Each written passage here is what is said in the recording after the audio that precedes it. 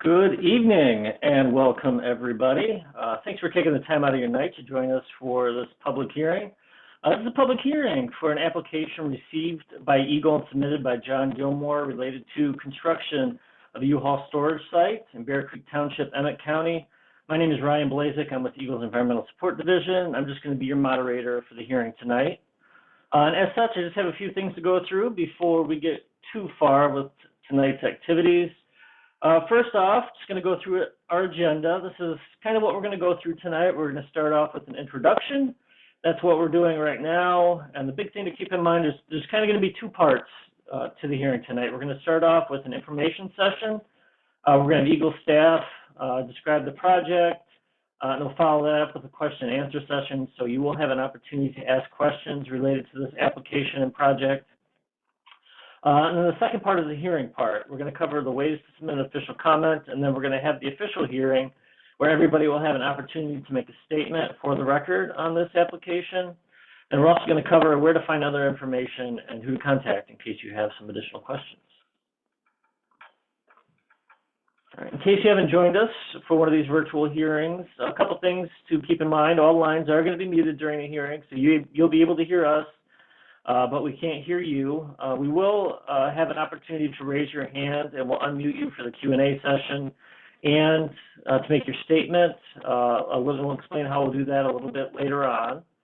But you can submit your questions using the Q&A box in the Zoom toolbar at any time, and we will take a few minutes to answer those questions after the information session. So you can type those questions in, and we'll answer those questions at that time. And also, just so you are aware, we are recording this hearing. It'll be posted on our YouTube channel in a day or two, so you can rewatch it or forward the recording on if you should choose to do so. All right, we're going to go ahead and introduce our other Eagle staff on the line. So I'd like to invite our staff to turn their cameras on and introduce themselves. Hello there. My name is Spencer McCormack. I'm an environmental quality analyst out of the Gaylord District Office. Oh, and welcome everyone. I'm Joseph Haas, the Eagle Water Resources Division District Supervisor in the Gaylord Field Office. Just wanted to say that public comments are an essential component of transparent and fair public participation. This hearing lets you have your voice heard on behalf of the environment. This public meeting allows Eagle to gather input from the community and affected parties before making final decisions on our agency action. So recognize Eagle can only use the information you provide if it relates to the criteria that Eagle must use in making a decision. And although we're bound by state and state implemented federal regulations, your comments can influence how solutions are achieved. So thank you for taking the time to be here this evening. Yeah, thank you, Joe and Spencer, for that introduction. Spencer, I have a few slides that you provided for the presentation, so just let me know when you want to change slides. Yes, sir. I'm ready when you are. All right, so this will just be a brief overview of the proposed project. This is a map of the project area. So you have US 31 North here. You have Olson's grocery store here on the left, and Countywide Power Sports here on the right. North is facing up, and this red line right here is the rough footprint of the proposed project. All right, next slide. So here is a map of the wetlands on the parcel here. The yellow line is the boundary of the parcel, and so you have the wetlands sorted out by wetland type. So that dark green color is a forested wetland, and then you have sort of a lighter shade with a red outline that is a shrub wetland, and then the other light color with the green outline is an emergent wetland. So, on the property, there are about 2.8 acres of wetlands, but this project proposes to impact about 0.3 0.007 acres of wetlands. All right, next slide.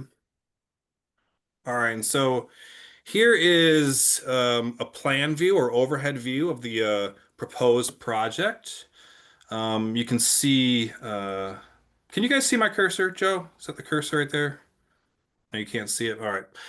You can see the outline of the wetlands there, and the shaded part of it is, yeah, right there. That's what is proposed to be impacted. And then in the hatched area, those are part of the wetlands that will remain unimpacted. You can see, various elements of the site plan here. There's, a few buildings. There's the boundary to the footprint, and towards the bottom right of the site plan, that would be the southwest portion of the project. There's a detention basin there. And then back in the northeast, there's also a detention basin proposed there. And then you can see there's some wetland fill in that upper basin right there. And that's pretty much it. That's the footprint of the project. So the proposed impacts are to discharge 582 cubic yards of fill into 0.307 acres of wetlands. And the applicant does propose mitigation through the purchase of 0.486 acres of wetland mitigation bank credits. And that's the brief overview. All right, many thanks, Spencer. As we mentioned, we're going to move on and have a short question and answer session. And the Q&A isn't going to go past 6:30 or until we run out of questions, and then we'll move on to the next part of the evening. But there's a few different ways you can ask a question. You can submit your question using the Q&A box in your Zoom toolbar at the bottom of the screen. Just type that in, send it to us. You can also ask your question out loud or verbally by selecting the raise hand icon. So just click that raise hand icon at the bottom of your screen.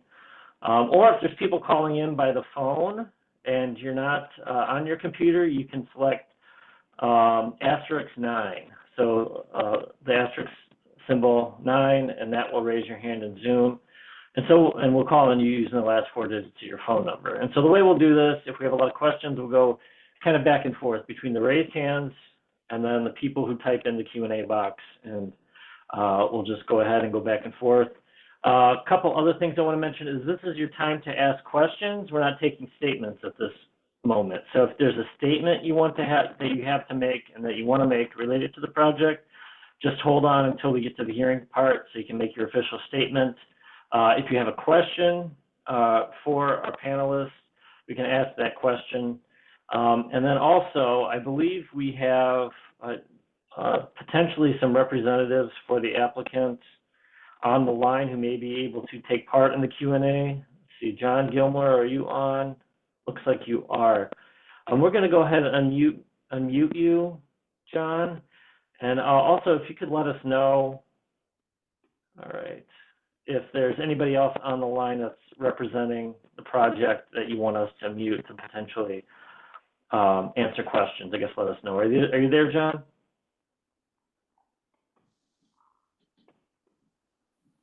Can you guys hear me? Yep, we can hear you. Okay, yeah, so there's a couple of folks here on our team tonight. So we've got Jeff Stefani, he's here.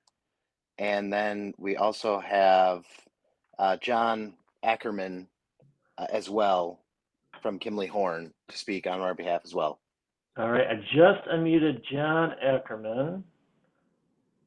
All right, and we just unmuted Jeff as well. All right, so excellent. And then also we have ASTI, our ASTI has a representative here as well. All right, do you know who that representative's name is that we can unmute? Got 1 second here.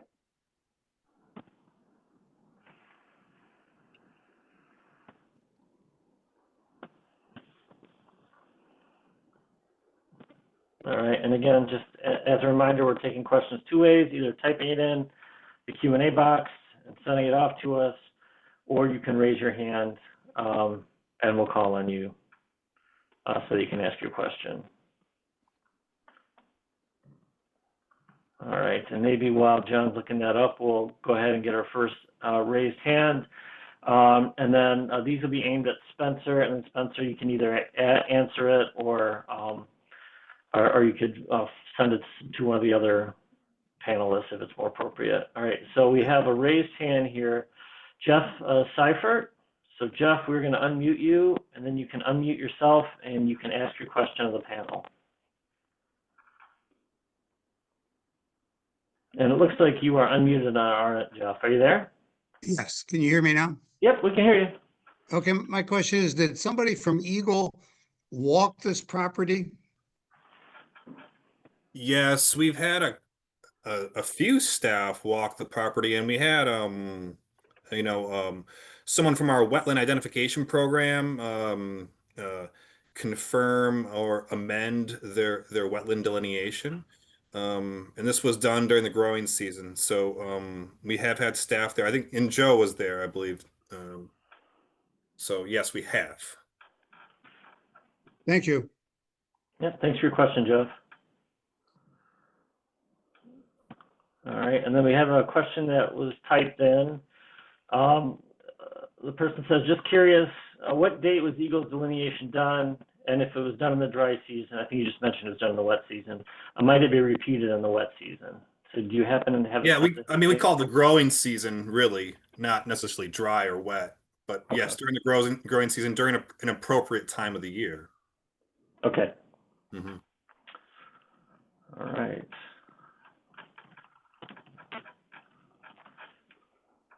And then, do we happen to know the date? They're curious on what the date is specifically, or would that be in MyEnviro potentially? It's in the documents. I don't know the date off the top of my head. All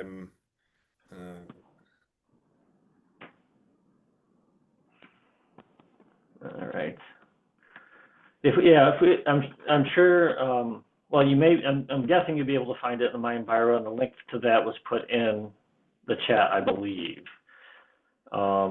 We can keep looking for it and maybe see if we can find it too. And while that's kind of happening, I've got another raised hand.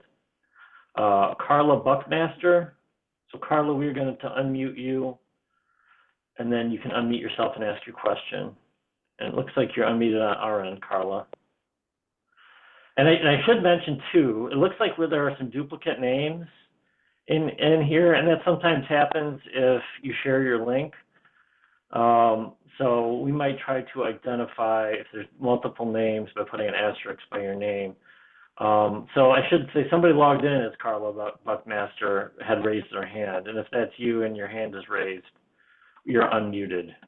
And you can unmute yourself by selecting the microphone icon at the bottom of your screen. You can ask your question. All right, it looks like you're unmuted, caller. Is this Carla or is this somebody else? This is Carla. Oh, hey, Carla, thank you. Go ahead and ask your question. I might have a couple of questions if you don't mind. The first one was the site plan is not oriented with north at the top. Am I correct on that? That's correct. North would be to the left there. Yeah, that becomes a little confusing for people watching.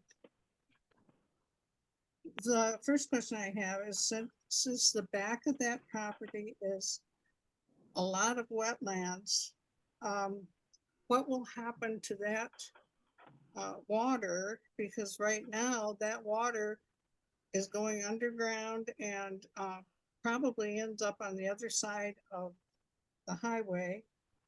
But it sounds like, I think I read from their plan that they plan on putting like 8 inches of some kind of stone in or something. And how does that work? Well, no, part of the fill is going to be riprap up to 8 inches in diameter. Is that what it is? Yeah. So how does that work? And then do they put asphalt over that? No, it's clean ordinary fill through most of it, I believe, and then in certain areas there's going to be riprap up to 8 inches in diameter. In those sections, when you look at the site map, and there's sections where you can actually see a long line of it, of the wetlands, Mm-hmm. that part, I think that they're planning on going right over with asphalt, am I correct? And Yeah, pipe- that's what, yeah. They're gonna fill, they're proposing to fill 0.307 acres, and I think that long section is, right in the middle there. Fill it and then go over with asphalt. That's correct. That's How my, do- yeah. How does that work? Where does the water go when they do that? Yeah, the water would go to adjacent areas.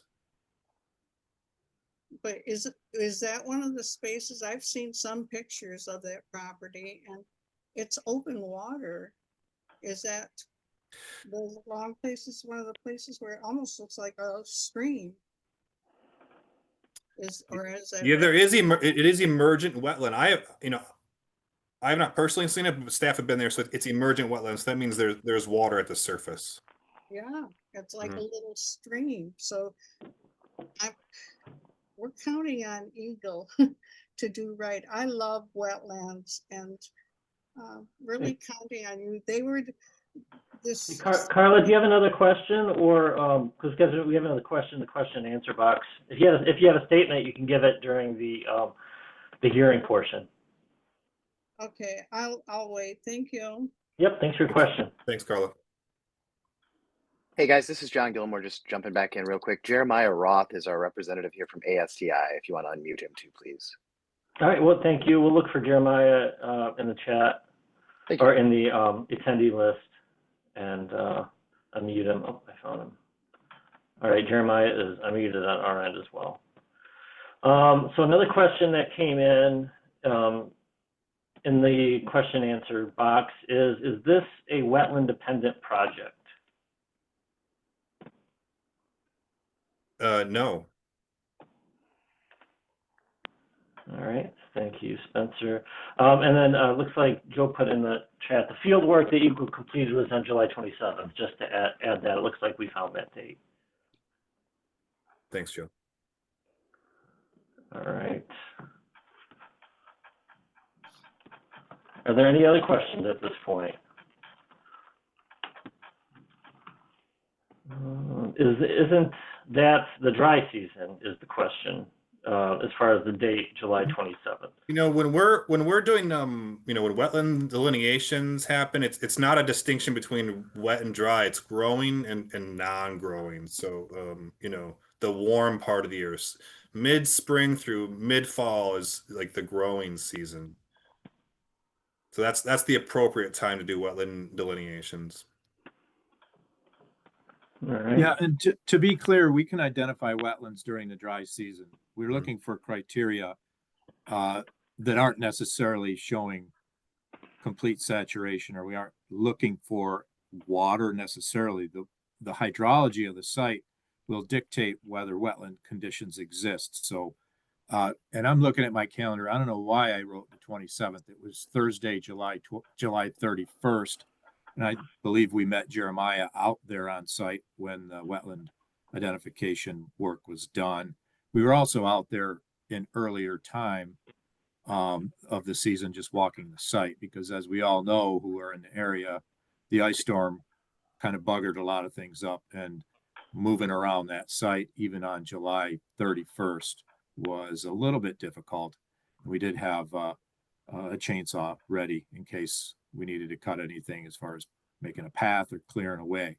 Didn't have to do that too much, but we're looking at three things when we identify regulated wetlands. We're looking at soils, hydrology, and plants. And the hydrology drives the type of soils we'll see and the hydric plants. So even if the water table is lower than it is at its highest point in the wettest season, the soil still will develop hydric conditions. We can dig a soil pit and identify soils actually easier in a drier setting than if they were completely saturated. Picture yourself trying to dig a hole in a muddy area. It's really difficult.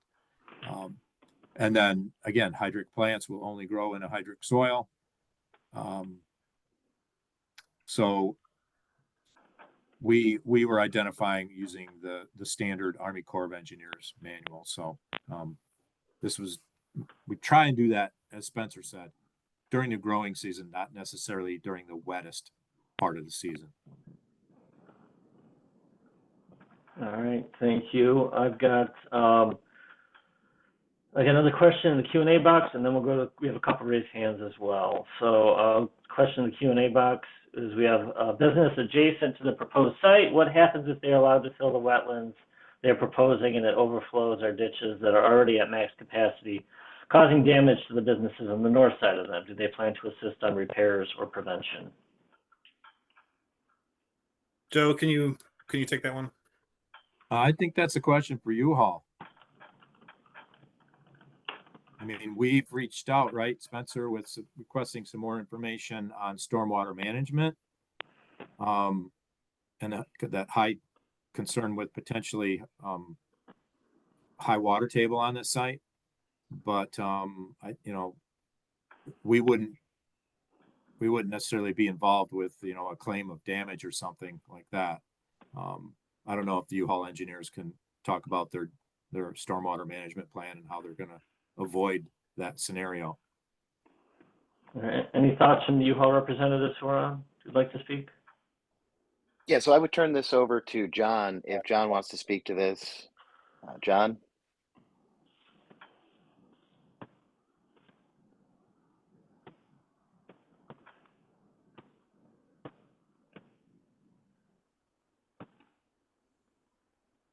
All right, looks like John's muted. I'm not.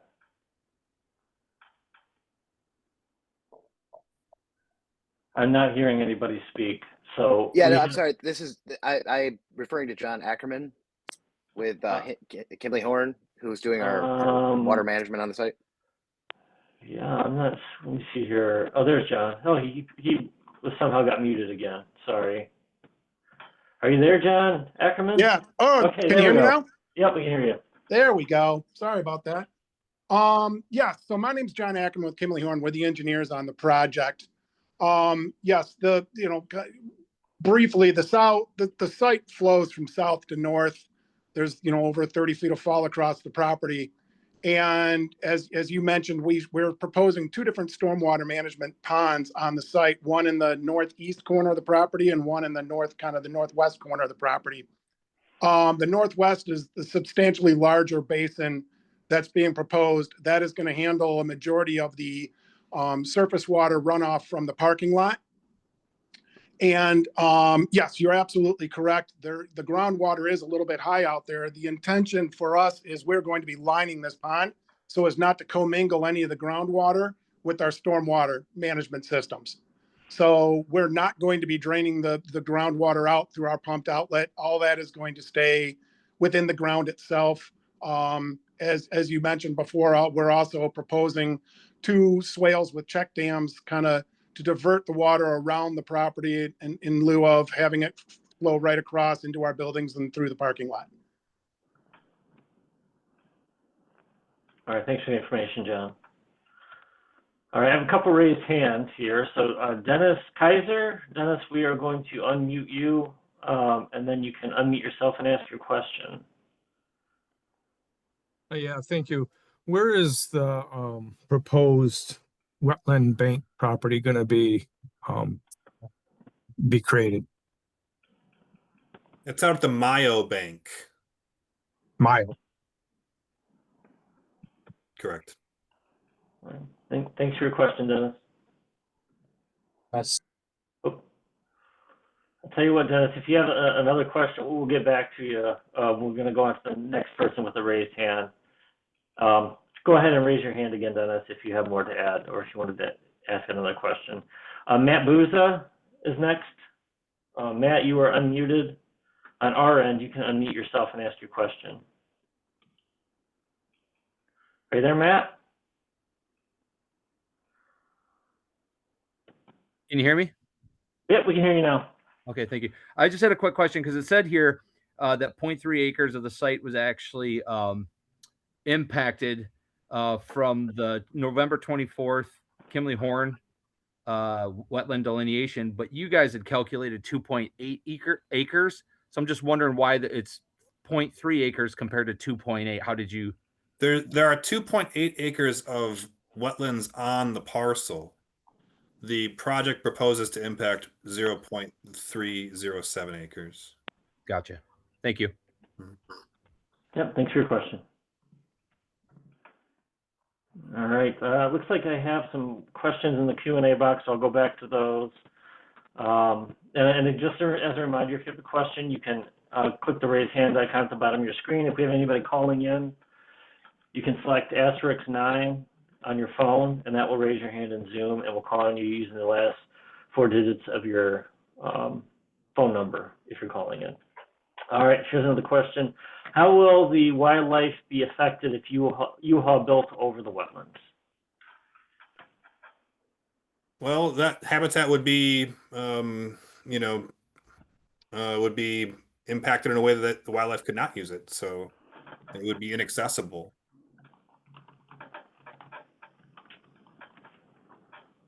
All right, thank you. I think maybe Joe wants to add to that. Yeah, I'm sorry. I'm talking with my microphone muted. I would just add that I don't think there was anything, as far as like threatened and endangered species identified. I know there was not identified out here. So, there's really not any special protection for, say, white-tailed deer, cottontail rabbits, snakes, those kinds of common species you might find. Forested wetland or forested area might have, a lot of salamanders, those sorts of things, but, they would just have to adapt. There's no special protections over common and typical wildlife that we would have in this area. All right, thank you. Another question. So what is the criteria you are allowed to consider? I'm not clear on the question. I would ask maybe some clarification. Criteria for wetlands, criteria for, I'm not sure what they're getting at. All right, so if you have anything additional to add to clarify that question, feel free to enter it in. I mean, maybe it's a question of just my direction at the beginning to speak to the criteria we're allowed to consider in the regulations, and Spencer will speak to that a bit in his opening statement for the public comment portion. So I think that was my interpretation as well for the application.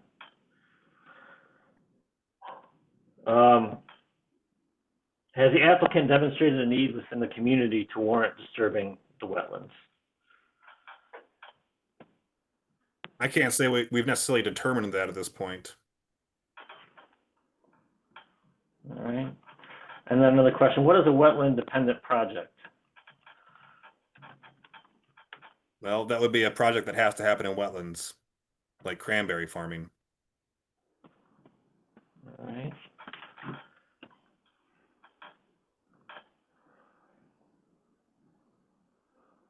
All right, let's see here. There's another question related, I think that was already answered, being concerned about the wetlands flooding local businesses when U-Haul paves over them. I believe that was answered.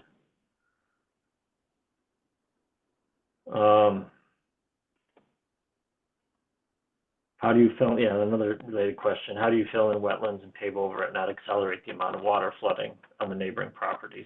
I guess anything further that we can add related to the flooding aspect of this, or do we feel that's been answered fully?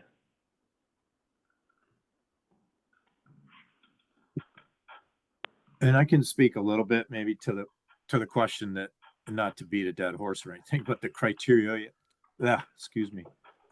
we're allowed to consider when we're looking at permitting a project that impacts wetlands. In part 303, it really needs to be an activity that is in the public interest. Permit is necessary. It's otherwise lawful, and otherwise lawful does not really consider local regulations. It's otherwise lawfully according to state regulations and the statute we administer, the statutes we administer. But it really has to meet 2 criteria. Permit needs to show that an unacceptable disruption will not result to the aquatic resources. So that's kind of difficult to describe, but And secondly, a permit shall not be issued unless the applicant shows either of the following. The activity is primarily dependent upon being located in a wetland, which we just touched on, or a feasible and prudent alternative does not exist. So we're looking at those are specific criteria that are written in the statutes for permit review. Thanks, Joe. I think that was helpful. And we're at about time. We're going to take one more, couple raised hands, but we'll take one more raised hand.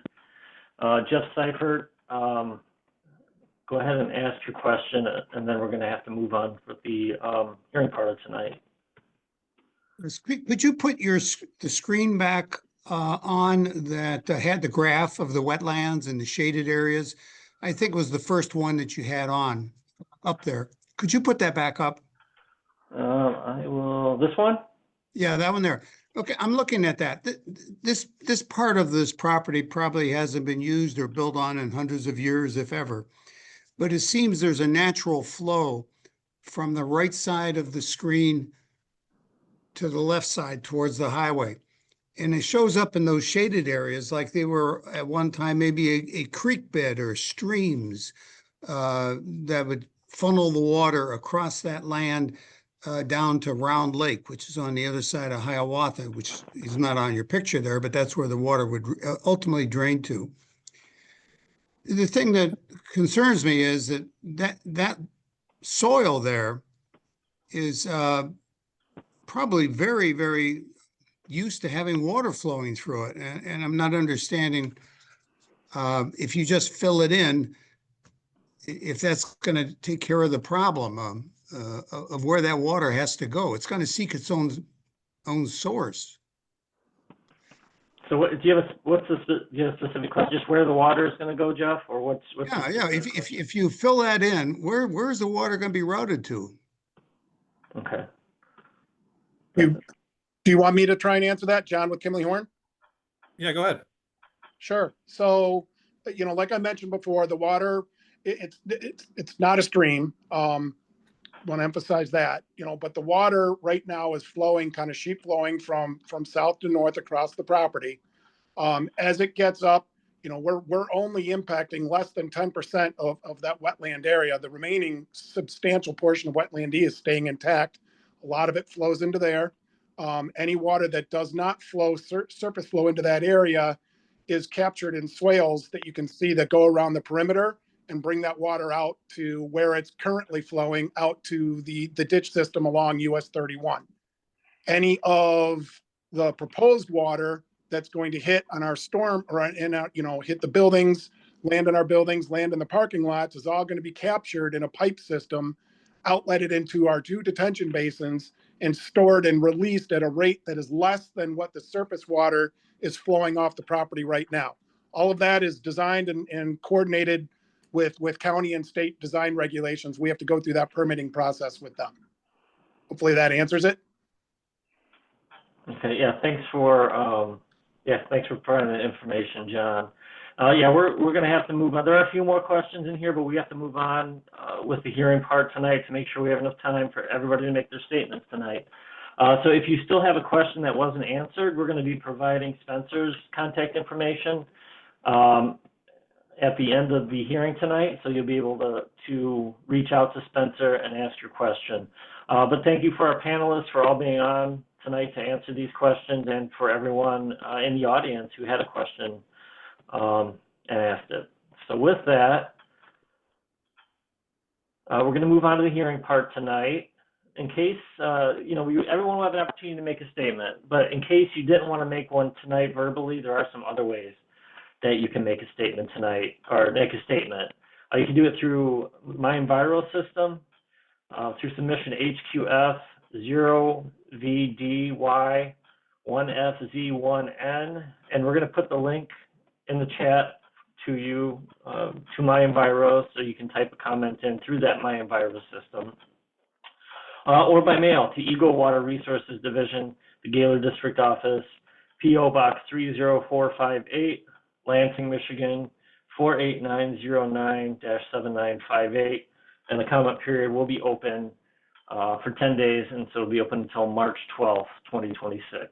So if you don't want to make a statement tonight or have additional things and you run out of time to making your statement, you'll have other ways that you can make that. All right. So at this point, we're going to kick off the hearing process. Spencer, I'd like to invite you to read the opening statement for us tonight. All right. Thank you, Ryan. Good evening, everyone. My name is Spencer McCormick. I am the district representative in the Water Resources Division for the Michigan Department of Environment, Great Lakes, and Energy. I will be serving as the hearing officer for this public hearing on Eagle submission number HQF AXAK T2VJC. With me tonight is Joe Haas, Gaylord District Supervisor. I will begin with some background information about why we are here tonight. I will then describe the purpose of the hearing and how your comments will be used.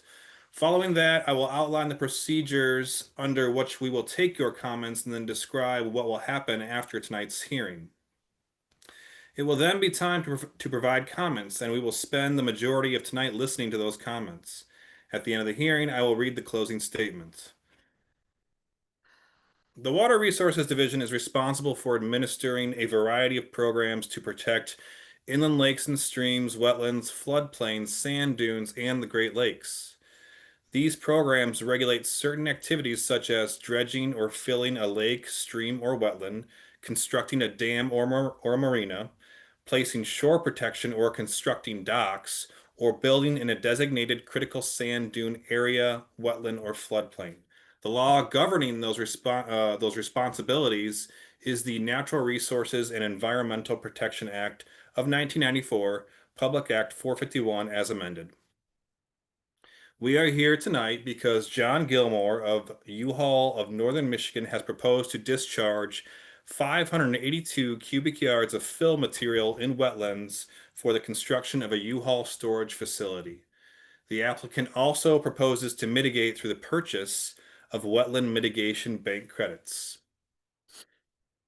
In order for a permit to be granted, Eagle must find the proposed activities described in the public notice meet certain criteria set by Part 303 Wetlands Protection of Act 451. In general, we must consider the effect of the proposed project on the wetlands. When reviewing an application for permits under the provisions of Part 303 Wetlands Protection of Act 451, Eagle is charged to make the following indications as required by Section 303.11 of Part 303. A permit for an activity listed in Section 303.04 shall not be approved unless the department determines the issuance of a permit is in the public interest. The permit is necessary to realize the benefits derived from the activity and the activity is otherwise lawful. These are some of the criteria that we were asking about earlier. So a permit shall not be issued unless it is shown that an unacceptable disruption will not result to the aquatic resources. A permit shall not be issued unless the applicant also shows either of the following. A, the proposed activity is primarily dependent upon being located in a wetland, or B, a feasible and prudent alternative does not exist. The purpose of tonight's hearing is to give anyone interested an opportunity to provide information that Eagle can use in making the decision whether or not to issue a permit. Please recognize that Eagle can only use the information you provide if it relates to the criteria that Eagle must use in making a decision.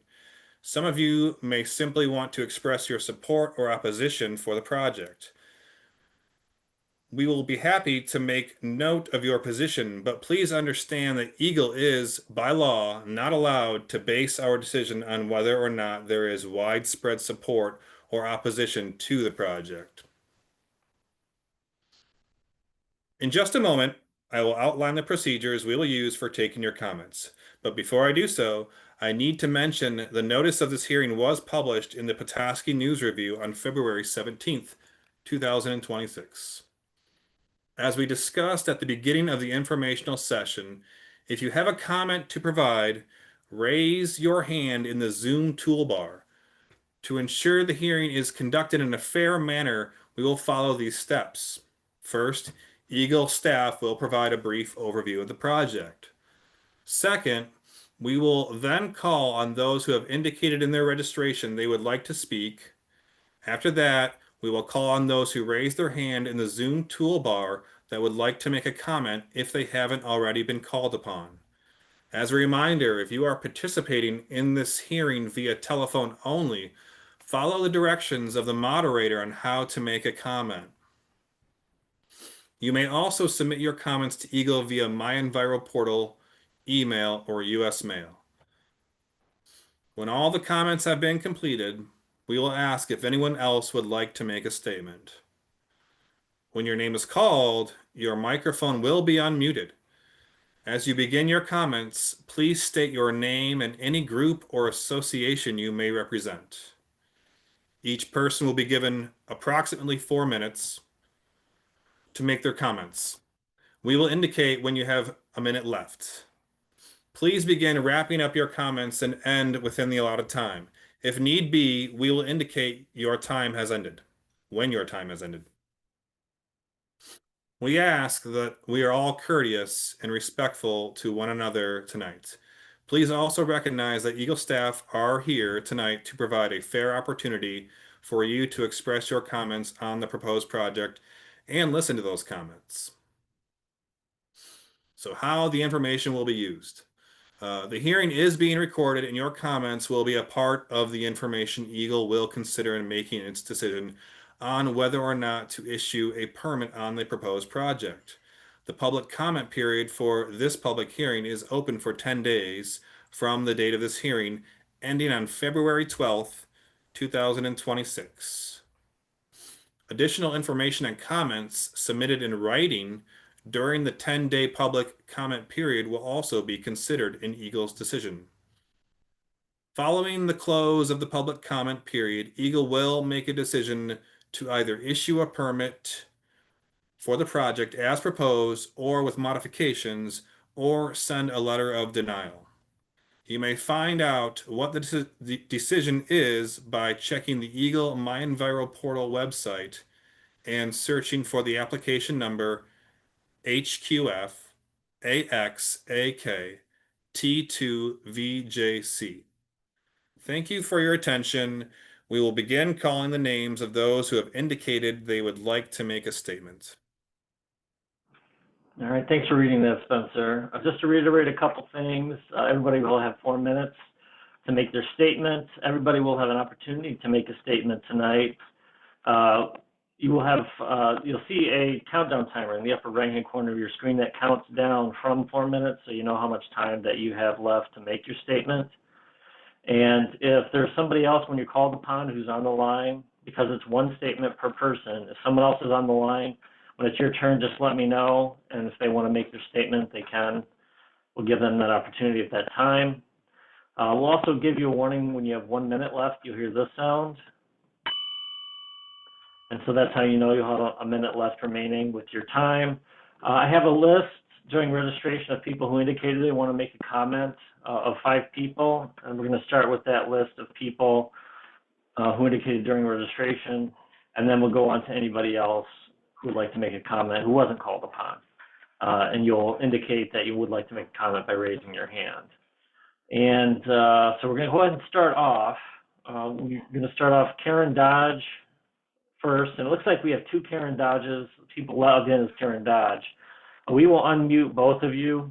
And if you're the Karen Dodge who wants to make a statement, please unmute yourself and make your statement. And then after Karen, John Gilmore, we have on the list. So it looks like we have Karen, you are unmuted and you can begin when you're ready. Okay, can you hear me? Yep, we can hear you. Okay. Thank you. I was going to comment on how I don't feel the applicant has demonstrated that the wetland impacts have been avoided and minimized to the greatest extent, and that there were no feasible or prudent alternatives. I read through the justification that the applicant used in not picking other areas to have this development. It seemed to me it was related primarily to site visibility for them, highway access, and basically convenience, because they were talking about having to, look at properties that might need to be rezoned. So I don't feel that this meets the threshold of necessity when balanced against the permanent loss of protected natural resources. And I would not want this developer to harm our area for selfish profitability. And so for these reasons, I respectfully request that this permit be denied. Thank you. Thanks for your comment, Karen. All right, so next up, we have John Gilmore. We're going to unmute you, John. Did you have a comment you wanted to make, John, during this time, or did you indicate you wanted to make a comment for the Q&A period? I'm sorry, you kind of cut out there, but I guess I didn't realize that this had actually signed me up for this as the applicant. I don't know if we have another time to speak, but that's, preferably when I would like to speak is when that would happen. Otherwise, I can make a statement now or just wait. Yeah, this is the time to make a statement, and everyone will has that opportunity. So this would be the time if you have a statement to make. Okay, well, just to speak in regards to the project here, I know there's some questions that have already come up and things that will probably come up, and we may speak more on that. But in regards to this particular site, obviously this is a growing commercial area within the Petoskey, Emmet County, Bear Creek Township area. A lot of similar businesses have gone up along this corridor. We're not asking to do anything different than already isn't being developed in this area. We've gone back and forth with the city, multiple different iterations of this project and proposals on site plans for this. We've done everything we can to mitigate the amount of wetlands that we are impacting here. The overall scope of this site is over 20 acres. And of that 20 acres, we're looking to develop, just over 7 acres of this, with 0.30 being wetlands that we had to impact. And as John had indicated, we've done everything we can here to ensure that water flow on this site will be managed well, that this will have the lowest impact. And as a matter of fact, it may even help reduce some of the issue that has been brought up in terms of water going across the street there, as it will be released slower. And really that's all I have in terms of a statement on this right now. Okay, yeah, thanks for providing that, John. Yeah, no problem. Thank you. And I will say I've got John Ackerman on the list as well, who indicated, did you want to make a comment too, John, or were you on for the Q&A? So yeah, I had signed up originally because I thought we were going to make a comment at the beginning. So I'll hold, I guess, until the end. And if we hear any comments and we want to add anything, I'd like to be able to withhold my comments into the end if possible.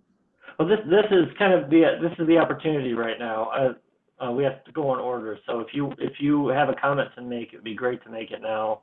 Yeah, I guess then if that's the case, I kind of reiterate what John Gilmore had mentioned. We've gone through an iterative process with the township when we were looking at, the initial layout plan that was submitted was over an acre of impacts. If you include the, everything that's in the current 2.8 delineation, we've substantially reduced that down. So I think we have shown that we've reduced this as much as possible. Another key criteria that drives our layout is that there are 2 zoning or classifications on this property. The northern portion of this, which is about 495 feet into the property from the right-of-way of US 31, is the general business zoning classification, which is the area, the land that's allowable for use for development. The remainder is farm and forest and farmland, which is not allowed for this development or for any improvements on the site that meet what we're proposing, right? So you look at those criteria and, we're very comfortable in stating that we have reduced our impacts significantly and feel that less than, we're saving almost 60% of the property in its existing condition, and we're impacting less than 10% of the wetlands on the site. So yeah, we're very comfortable that we've justified the minor impacts that we're proposing for the property. All right, thanks, John. All right, next up on the list is Nathan Hall, and then after Nathan is Tana Baldwin. So Nathan, you are unmuted on our end. You should be able to unmute yourself and begin when you're ready. Are you there, Nathan? It looks like you are unmuted. Yep. Can you hear me? Yep, we can hear you. Okay. So I do have a question, or not a question. I'm just going to make a statement. This applicant, they have failed to demonstrate that there's no feasible or prudent activity and I'm going to repeat what one of the other people said, for this proposed wetland alteration project. They have failed to do that. Also, I find it very ironic that they were just denied in the city of Petoskey for proposing almost the exact same project because they were told it was an industrial use. And this is an extremely recent meeting that this happened at. This property is zone B2. So do they somehow think that, I guess I'm confused because it's zone B2. And if what they're proposing even somewhat went with what the city just denied them on, it's an industrial use. But I guess that would be a question for the township and the planners to address with them. But currently it is B2. There's also no mention from the applicants in regard to the unnamed stream. They keep calling it a sheet of water. Well, if year-round water flows across the piece of property, I mean, I don't know how you can call it a sheen or a sheet. I'm no expert in environmental, but I mean, I've lived my whole life up here in Northern Michigan, and flowing water is flowing water. And they proposed that they were going to have their retention pond and put a liner. So how do you dig in a wetland area where the water table is by the, I'm just wondering how you dig, it's going to fill with water as fast as you can dig. And then how do you submerge a pond liner underwater? In most ponds, if they're dug, just from the research I've done, they dig a liner in a very dry area, and then they have to pump them full of water. So digging this in a wet area, I guess I'm a little bit confused about that, how that works. And then if you take an area, and I'm going to use this example, this summer, for anyone familiar with Petoskey, Michigan, we had a very heavy rainstorm. The Walmart area in Petoskey, the water flowed so violently out of the Walmart paved parking lot that it crossed Anderson Road, overflowed the ponds. So are we going to have an overflowed? How do you hold back water in a wetland area once you've paved it? And I don't care about their pipes I don't care about the pipes that they're proposing, but I just want to understand it because I have family members across the street that they already experience almost flooding from what's coming under the culvert. And if this were to wash out the highway or even the other residents down off Sophia's Way, where there's a house that this same stream borders the base, it touches it, the foundation. And these people probably have no idea that this project's coming because I don't think they would have been on the notification list because they're downstream where it heads towards Round Lake. So I guess that was my question. And the other thing was the lack of community need. There are several facilities within the area that offer immediate area that offer climate controlled storage and self-storage units. And there is availability as of today, tons of availability. So you guys could call any of those places. The community does not need this. So I just wanted to thank all of you for the time that you put into any project you do for the state. Our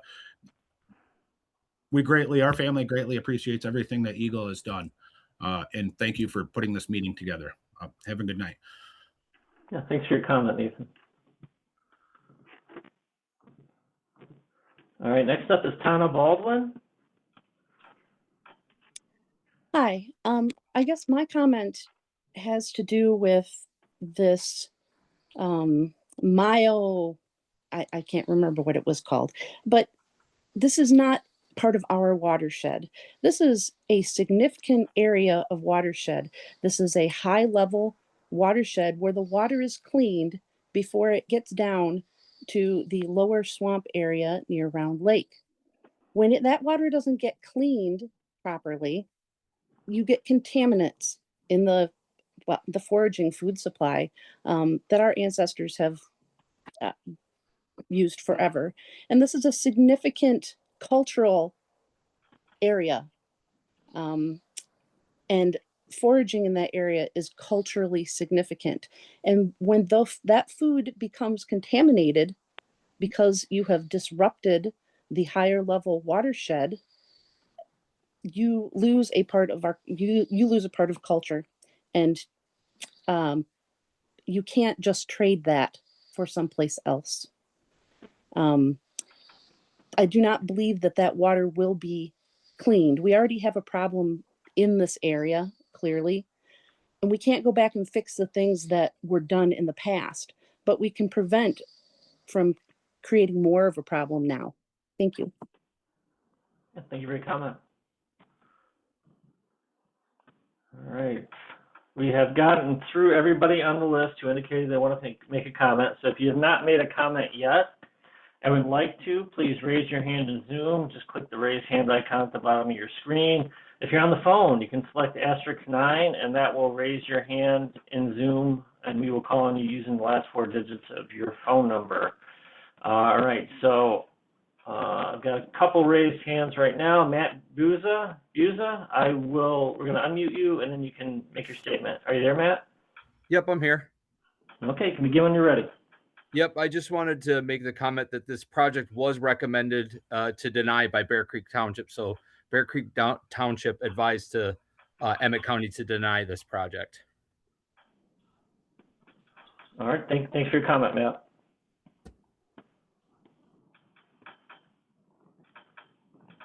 All right, next up is Carla Buckmaster. Carla, you are unmuted on our end. Can you hear me? Yep, we can hear you. Thank you. I just want to mention that my husband and I live probably a quarter of a mile from where this property is located. And my husband has lived here since the late 1940s. And it has always been wetland. All of that area, it has been the same. And I don't understand why we would trade what we've always had for something in Mayo. I don't even know where Mayo exists. That makes no sense to me. And the property has such a large amount of wetlands to the back from where they're proposing right now. But it scares me to think that at some point they would just start infringing upon this back part of the property, which is several acres. Also want to mention that the only building that has been on that property prior to this was just in a corner of that property. And I suppose that was considered a business, and that was the Humane Society, which no longer is there, of course. But that's just a small part of it that was okayed, and they weren't proposing to cover up our wetlands with asphalt and whatever else they're planning to put in there. I just totally disagree with the concept. As I said before, I love wetlands. Thank you. Yeah, thanks for your comment, Carla. All right, next up is Sam Day. Sam, you are unmuted. Are you there? Yep, I'm there. Can you hear me? Yep, we can hear you. Feel free to begin. All right, thank you, Ryan. Hi, yeah, my name is Sam Day. I'm a water quality biologist at Little Traverse Bay Bands Odawa Indians. And I would just say that Little Traverse Bay Bands has some serious concerns about this project. We actually have, we own the Bindigan gas station, which is located less than 1,000 feet away from this proposed site, just to the northeast of this site.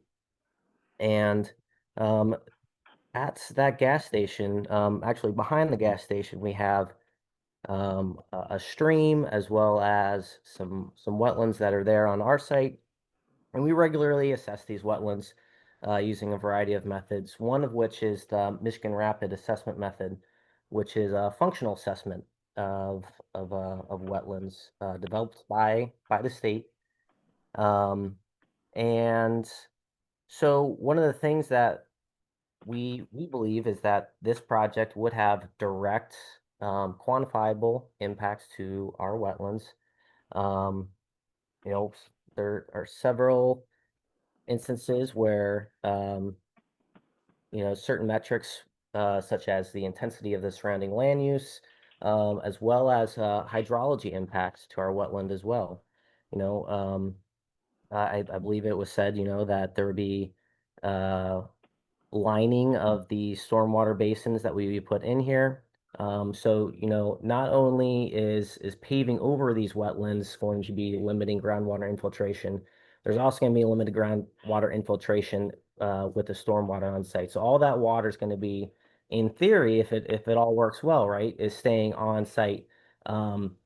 So we're having a severance of the groundwater connection here on site, which is going to further lead to more groundwater impacts for our tribal wetland, as well as impacts to other wetlands that are in the area as well. And so, you know, citizens use these wetlands, so we are to exercise their treaty rights. And so we believe that, you know, any impacts from this project to tribal wetlands would have a direct impact on our citizens' ability to utilize their treaty rights. And so with that said, we are very strongly opposed to this this permit application, and we would recommend that it is denied based on its current form. Thanks for your comment, Sam. All right. Is there anybody else who has not made a comment yet who would like to make a comment? Again, just click the raise hand icon at the bottom of your screen and we'll unmute you so you can make your comment. If you're on the phone, select the *9 or *9 on your phone. We'll raise your hand in Zoom and we will call on you using your last 4 digits of your phone number. If we don't have any other raised hands, what we'll do is close out the hearing and then we'll go through those other ways to make a comment again in case anybody would like to make a comment and write additional comments in. And then we will provide Spencer's contact information in case there are further questions related to this application. So I am not seeing any other raised hands at this point. So we're going to go ahead and close out the hearing. So Spencer, can you please read the closing statement for us? All right. Thank you very much, Ryan. And thank you everyone for providing your comments. Really appreciate that.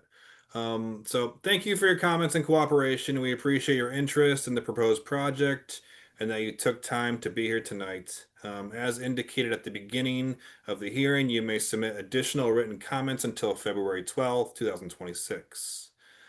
Following the close of the public comment period, we will consider all comments received and make a decision on the proposed project.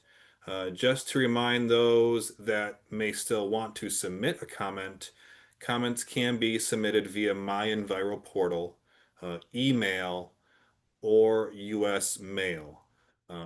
Thank you. The hearing is now closed. All right, many thanks, Spencer. And I'll just reiterate for those people who may be on the phone, you can submit your comment either through My Enviro, submission HQF 0VDY 1FZ1N is the submission number, and we're going to put that link. Ryan, that is not the, I don't know how that's the wrong submission number. So okay.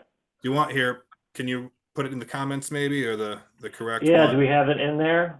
I have it here in my statement.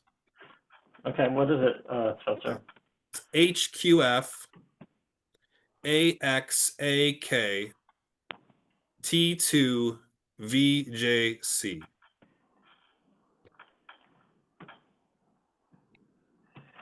All right. It looks like the direct link to that is in the comments, and Spencer, or in the chat. And Spencer just read off the actual submission number for the people on the phone. So I think we're good with that. Or you can submit them by mail to Eagle Water Resources Division, Gaylord District Office, Post Office Box 30458 in Lansing, Michigan 48909-7958. And the comment period, as mentioned before, will be open until March 12th. All right, and then we have Spencer's contact information, which is also in the chat. Spencer can be reached, Spencer McCormack at 989-619-5314 or McCormack@michigan.gov, and that's spelled McCormacks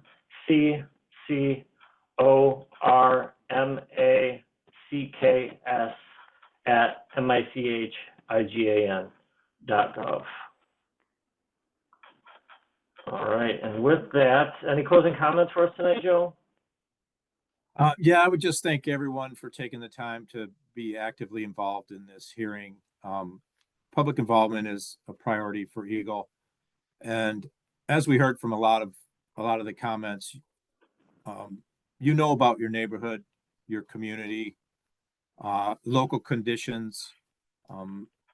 Citizens know best the patterns, the rhythms of your local landscape. You know, we're not out there every day like you are, but we do recognize and value and appreciate your local knowledge. Your comments are important and an important part of making our project review more thorough and complete. So thank you again for your participation and your cooperation. We appreciate that you've shown an interest in this proposed application for a permit by taking the time to be here.